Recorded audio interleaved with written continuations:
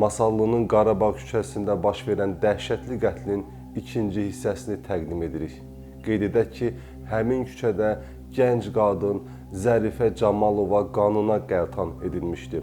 Hadisənin yeganə şahidi Zərifənin balaca bacısı 13 yaşlı Vüsalə isə titrəyə-titrəyə yalnız bunu deyə bilirdi ki, bacımı qırmızı xalatlı, üzü tüklü bir varlıq qətlə yetirdi. Bura TV11, adım Sərdar Amindir. Verilişin ikinci hissəsini təqdim edirik. Başlayaq. İndi isə gəlin bu fəlakət baş verən həmin günə diqqətlə nəzər salaq. Həmin gün Zərifə həyat darvazasının qarşısında anasını yola salırdı. Qadın söhbəti bitmək bilmir. Onlar sağollaşanda belə qapının ağzında yeni mövzu yaranır və onlar təxminən 5 dəqiqə ilə darvazanın yanında söhbət edirlər. Kiçik çilənin ilk günləri olduğundan qar qırma kimi insanın üzünə çırpılır, qış təslim olmaq istəmirdi. Zərifənin anası ilə arın-arxayın söhbət elədiyi zamanda darvazadan bir neçə metr uzaqlıqda yarımçıq tikilinin içində bir qəribə şəxs daha da qəribə formaya gətirilirdi. Qozbel nəhəng bir adam geyindirilir, sanki kabuslarla döyüşə hazırlanırdı. 2 nəfər Qozbelin qiyafəsini dəyişirdilər və ona təzə gödəkçə və şalvar verirdilər. Ayaqqabısının üstünə və əllərinə corab geyindirirdilər. Başına araqçın qoyurdular.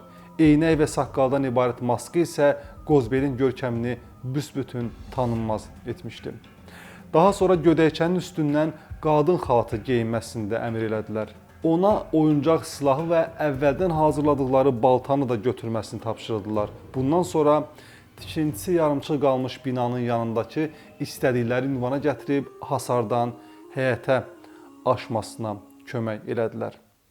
Qozbel dönüb arxaya nəzər salaraq tamamilə qeyri-şuuri bir hərəkətlə irəliyə doğru addım atdı. O, Zərifəgilin pəncərəsinin ağzına çatanda qadın hələ içəri girməmişdi. Zərifə Camalova anasını yola salıb qayıtdı. Otaqlara baş çəkdi.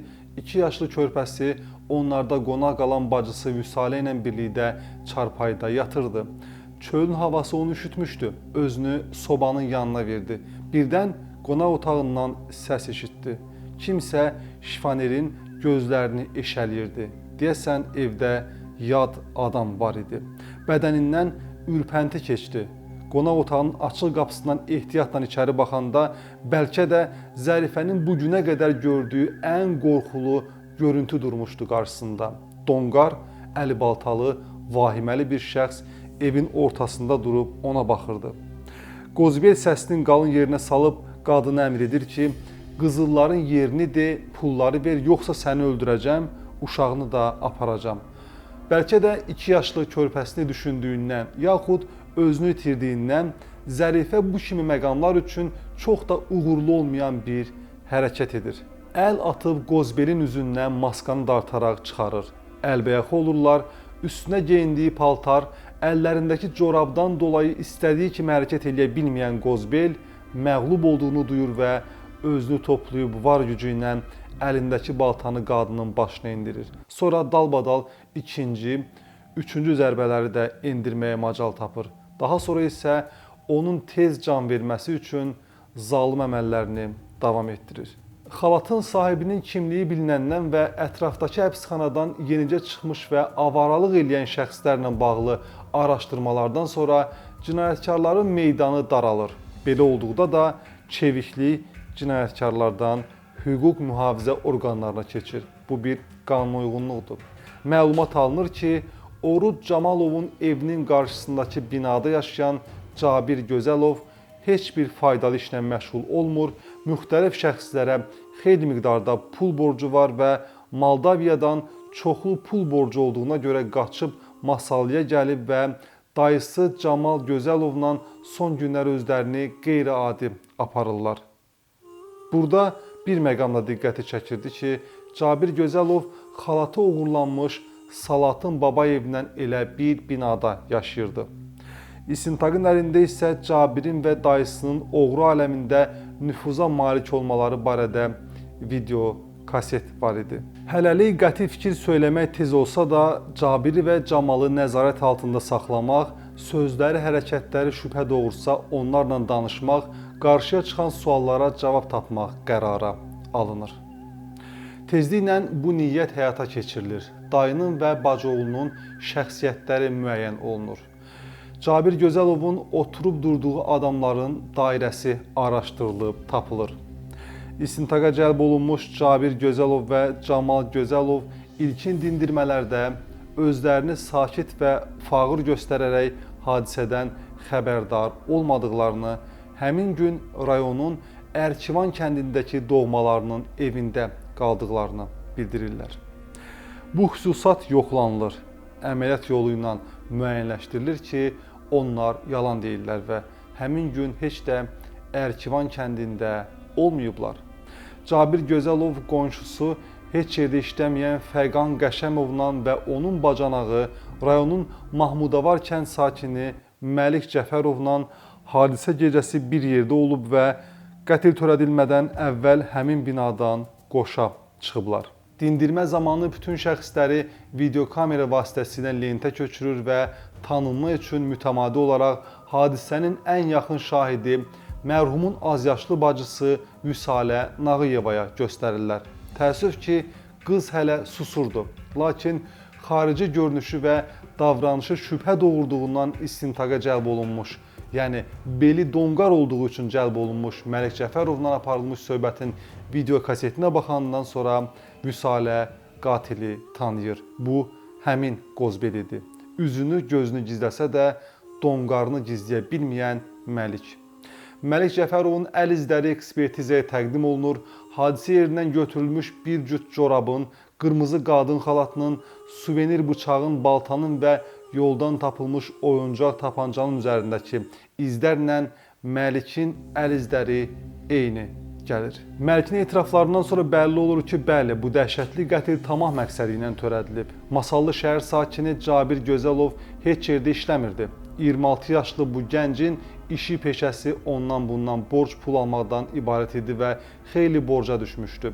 Son günlər Rusiya Federasiyasına getməyi planlaşdırırdı. Özündən 7 yaş böyük dayısı Camal Gözəlovdan eşitmişdi ki, Kişinyova getməyi qərarlaşdırıb. Dayı bacıoğlu xeyli fikirləşirlər və müxtəlif yollar axtarırlar. Nəhayət belə razılığa gəlirlər ki, rayonda imkanlı pullu ailələrdən birinə quldurluq yolu ilə basqın etsinlər, əllərinə keçirdikləri qənimətin yarısı ilə borclarını bağlasınlar, o biri yarısı ilə da ölkədən aradan çıxsınlar. Lakin bu işə özləri girişmək istəmirlər. Oğru aləmində ikisi də az da olsa nüfuza malik idilər və şəhərdə kimin nə yuvanın quşu olduğunu bilirdilər. Dayının məsləhəti ilə Cabirin qonşusu Fəqan Qəşəmovla daha yaxından dostlaşırlar. Tərəddüd etmədən polis işçisi Oruc Camalovun mənzilinə quldurcasına edəcəkləri əməliyyatın planını qururlar. Razılığa görə öncə planı Cabirlə Fəqan həyata keçirəcəkdilər. Amma hələ ki bu söhbətdə Qozbel Məlik yoxdur. Onun birdən-birə məsələnin ortasından peyda olunmasının da qəribə bir səbəbi var. Beləliklə Fəqan fevralın 3-də axşam saat 21 radələrində yaşadığı binanın həyətində yuyulub asılmış qırmızı xalatı uğurlayır və evinə gətirərək yaş olduğu üçün döşəməyə sərilmiş kilimin üzərində ütlüyür. Biraz keçməmiş qonşuluqda yaşayan Cabir köhnə balta tiyəsi və sapı gətirərək Fəqandan düzəltməyi xahiş edir. Fəqanın onlarda qonaq qalan bacanağı Məlik, Qozbel Məlik baltanın sapını düzəldir. Fəqan isə baltanın baş hissəsinə möhkəmlənməsi üçün 2 ədəd mismar vurur. Gecədən xeyli keçmiş Fəqan işi olduğunu deyir və evdən çıxır. Məlik isə yorğun olduğu üçün yıxılıb yatır. Saat 24 radələrində üçü də Oruc Camalovun evinin yaxınlığına gəlirlər. Lakin bu yerdə Cabir qorxur və evə girməkdən boyun qaçırır. Cabirin geri çəkildiyini görən Fəqan da əməliyyata tək getməyəcəyini bildirir. Bundan bərk əsəbləşən Camal Gözəlov bacısı oğlundan aldığı və üstündə gəzdirdiyi bıçağı Fəqanın boğazına dayayaraq ailəsini və özünü öldürəcəyi ilə qorxudur. Vəziyyətin kəskinliyini başa düşən Fəqan bu işi üzərinə götürür. Lakin özü deyil, bacanağı Məlik Cəfərovun, bəli, Qozbel Məlikin əli ilə həyata keçiriləcəyini bildirir. Bunun üçün Məliyi razı salacağına söz verir. Ancaq onlara da Məlikə qorxu və hədə gəlməyin vacibliyini çatdırır. Beləliklə, gecə saat 4 radələrində Məliki yuxusundan oyadıb Oruc Camalovun evinin yanına aparırlar. Onun çoxlu qızılı və pulu olduğunu, onları uğurlamağı, əgər bu mümkün olmasa 2 yaşlı uşağı girov götürməyi, hətta lazım gələrsə arvadını da öldürməyi tapşırırlar. Beləliklə Məlik Cəfərov etiraz etsə də Camal, Fəqanın və Cabirin yanında bıçağı çıxarıb onu hədələyir, qorxudur. Nailac qalan Məlik razılığını bildirir və bu qanlı hadisənin əsas addımı məhz bu zaman atılır. 30 səhifəlik ittihamnamənin sizin üçün ən maraqlı hissələrindən hazırladığımız bu proqram sona çatır. Sonda bu dəhşətli hadisəni planlayanlar və törədənlərin cəzasını təqdim edirik.